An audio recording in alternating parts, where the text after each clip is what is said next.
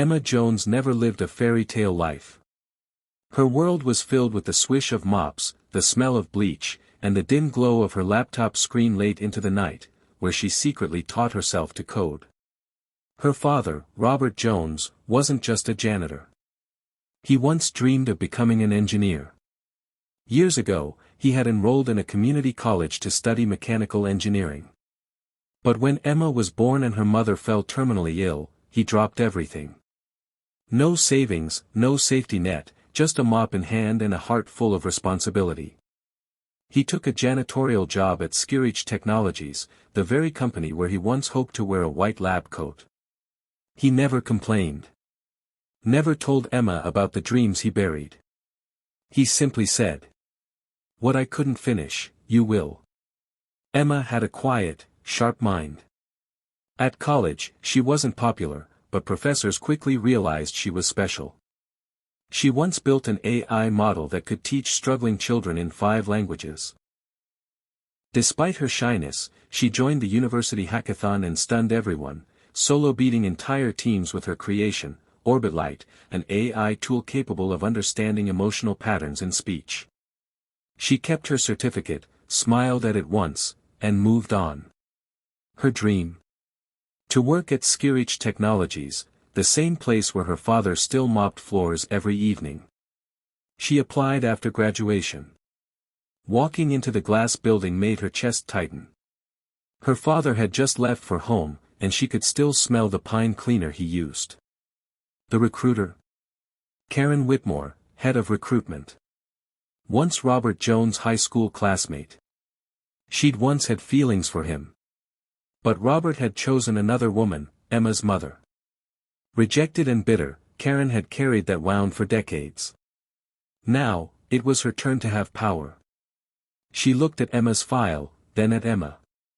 OrbitLite? Impressive, she said with a half-smile. Still, we're looking for people who fit our image.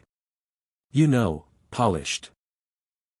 Emma replied softly, I believe innovation is more important than image. Karen smirked, perhaps. But we'll let you know. Weeks passed. No call. Emma was crushed, but not broken. She took a small job at a struggling tech startup, coding at night and helping her dad with groceries during the day. She didn't stop dreaming. Then, a crisis erupted. Skirich's new AI system, Orbit, designed to handle smart cities across the U.S., traffic, emergency response, energy grids, had launched. And it failed. Alarms misfired, traffic lights went dark, and entire blocks lost power.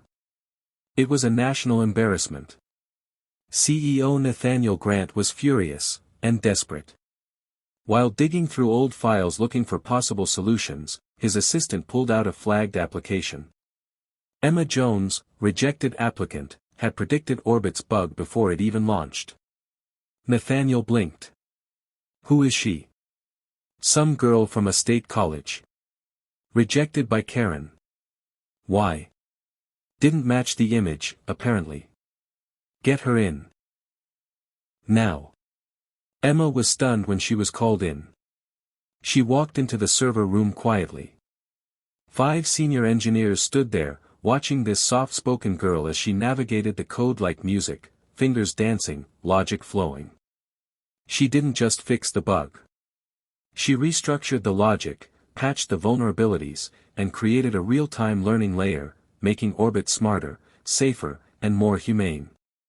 When asked where she learned this, she simply said, "My father taught me. He said machines break, but if you listen, they tell you what's wrong."